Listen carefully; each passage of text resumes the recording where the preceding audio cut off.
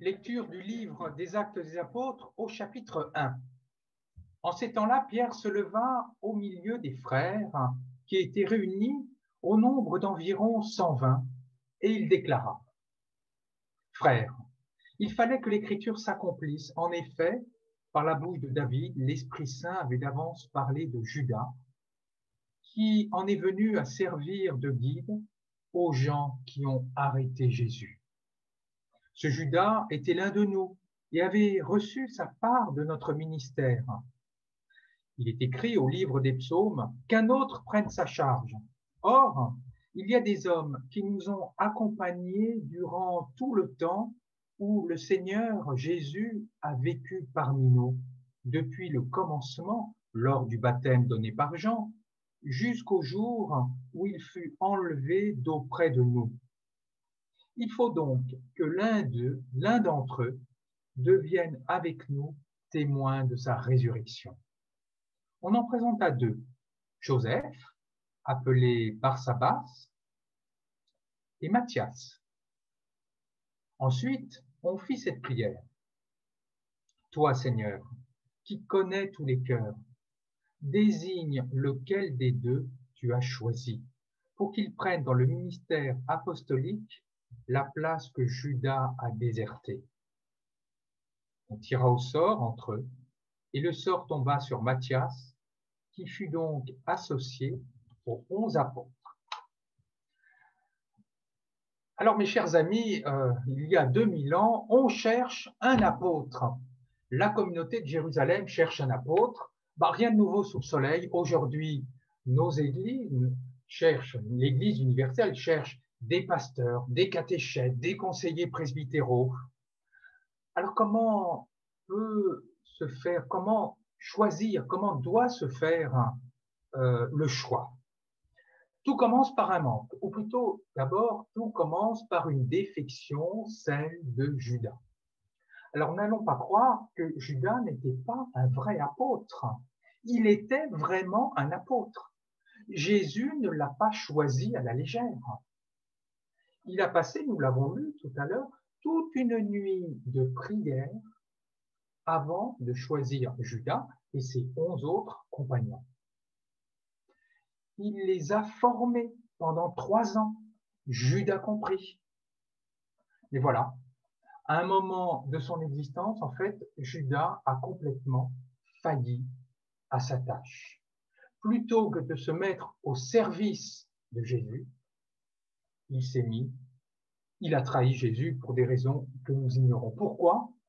Eh bien, c'est tout le mystère de son libre arbitre. Judas était libre et à un certain moment, il a mal utilisé sa liberté. Eh bien, aujourd'hui, nous pouvons tirer une conclusion vraiment, je crois, très percutante.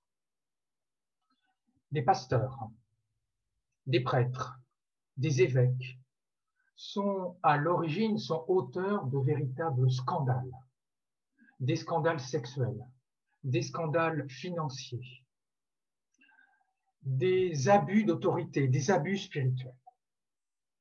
Alors là, nous n'allons pas remettre en cause le fait qu'il y ait des pasteurs, des prêtres ou des évêques. Non, ça, la vocation de prêtre, de pasteur existe toujours. Et n'allons même pas remettre en cause la vocation de ces prêtres, de ces pasteurs, de ces évêques indignes. Non, ils ont vraiment été appelés à une charge par Dieu. Et à un certain moment, du fait qu'ils ont mal exercé leur liberté à un moment de leur vie, ils se sont mis, plutôt que d'être au service de leurs frères, au service de l'argent, du sexe, du pouvoir.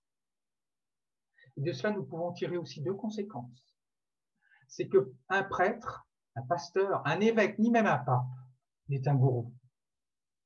Aujourd'hui, il peut bien agir, il peut bien enseigner, mais demain, du fait de sa liberté, il peut complètement dévier. Chers amis, examinons au tribunal de notre conscience les propos des prêtres, des pasteurs, des évêques et même des papes. Examinez au tribunal de votre conscience ce que je dis.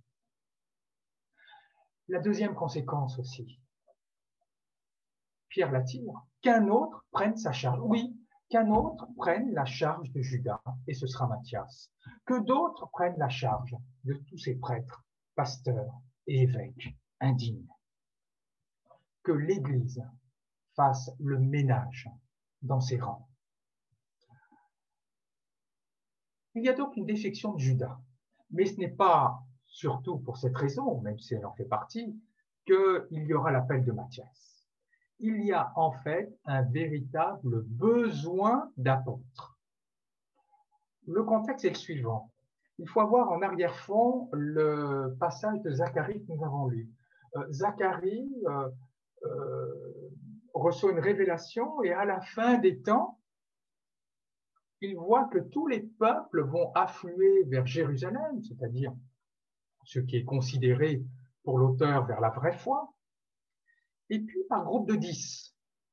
10, vous savez, c'est le nombre minimum pour qu'une assemblée religieuse puisse être constituée dans la mentalité de l'époque. Et puis, par groupe de 10, il doit y avoir un responsable, alors là, un juif, on dit, hein, qui guide la communauté, un juif, c'est-à-dire, dans la mentalité de l'époque, vraiment une personne ancrée dans la foi, en relation avec Dieu. Or là, dans le passage que nous avons lu avec Pierre, Matthias et les 120, les frères sont 120. 120, il n'y a pas besoin d'être docteur en mathématiques, ça fait 12 fois 10. 12, c'est le nombre des tribus d'Israël, c'est vraiment le nouvel Israël, c'est le nouveau peuple. Et par tribu, il y a 10 personnes, c'est-à-dire le nombre minimum pour constituer une assemblée. C'est vraiment le nouveau peuple de Dieu qui se constitue et qui est en marche vers la vraie foi, vers la spiritualité. Alors il faut 12 groupes, ben, il faut 12 responsables, mais voilà, il n'y en a que 11. C'est pour cela que Dieu va envoyer, va désigner un 12e responsable, un 12e apôtre, sous le nom de Matthias. Alors aujourd'hui, nous pouvons aussi tirer des conséquences de cela. C'est que Dieu donne à son Église les serviteurs et les servantes dont elle a besoin. Notre Église de Saint-Marc avait vraiment besoin d'un pasteur. Dès le mois de juillet 2021, c'était très important, je le pense. Dieu lui a envoyé un pasteur. Et ce sera Philippion. Il y a quelques années, nous avons vécu, vous savez, des temps difficiles avec le départ de catéchètes. Dieu a envoyé des catéchètes. Il y a quelques années, nous avions un chef de chœur absolument formidable. Vous savez, c'était Héry Robinson qui a déménagé. Dieu nous a envoyé un nouveau chef de chœur.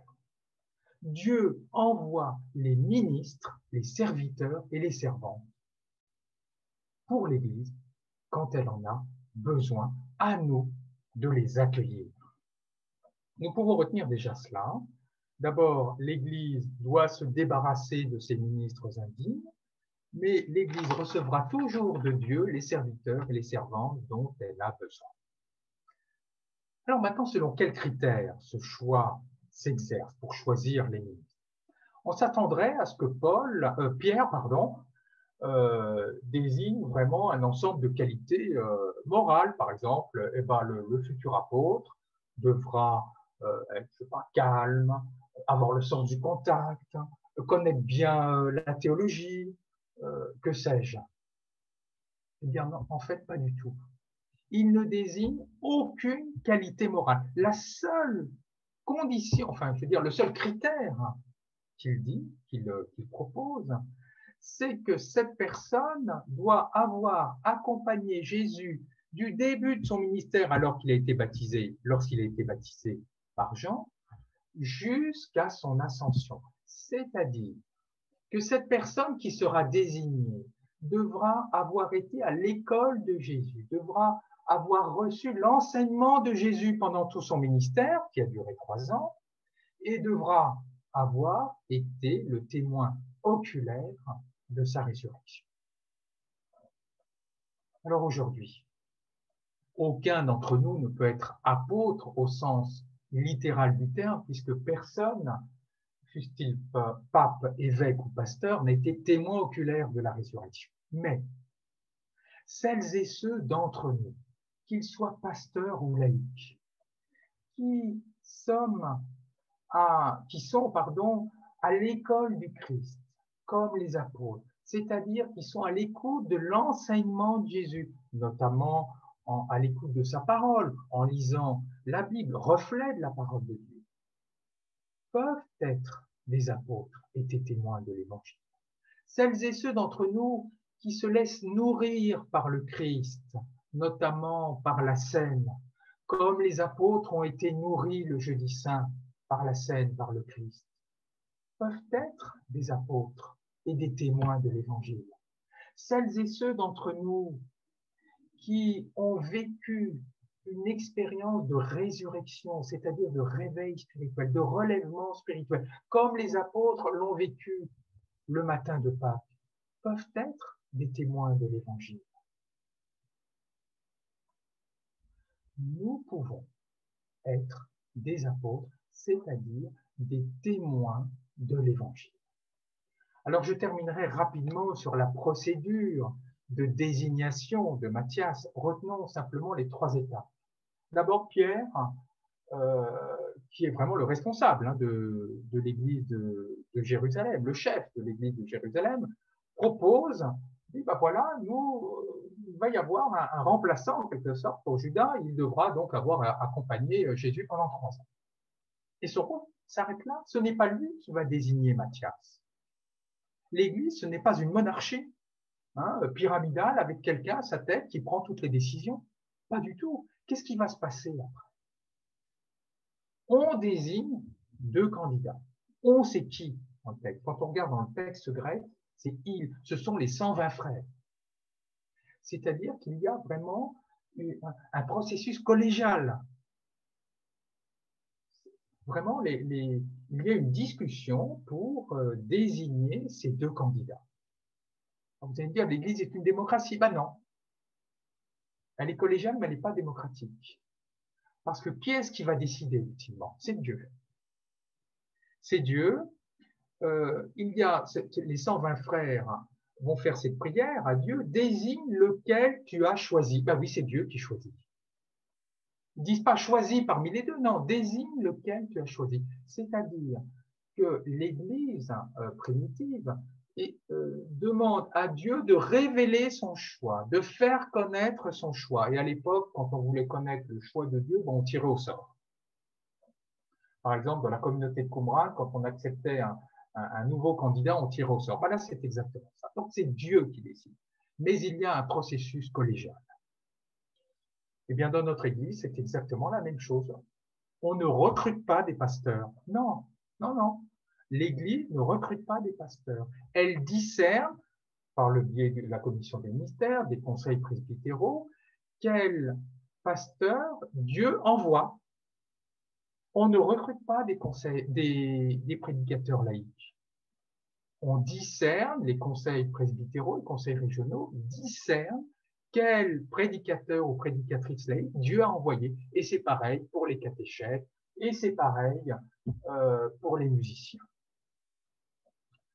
Donc la deuxième idée que nous pouvons retenir, nous pouvons devenir apôtres, toutes et tous, et témoins de l'Évangile, si nous nous mettons à l'école du Christ. Et puis toujours dans cette même veine, l'Église discerne les serviteurs et les servants que Dieu lui envoie.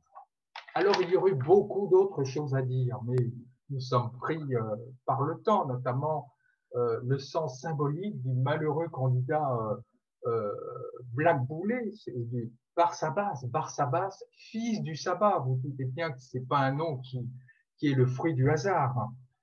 Il y aurait eu à voir aussi sur la place des psaumes.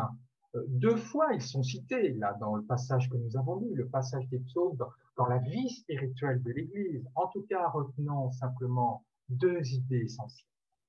D'abord, l'Église recevra de Dieu les serviteurs et les servantes dont elle a besoin.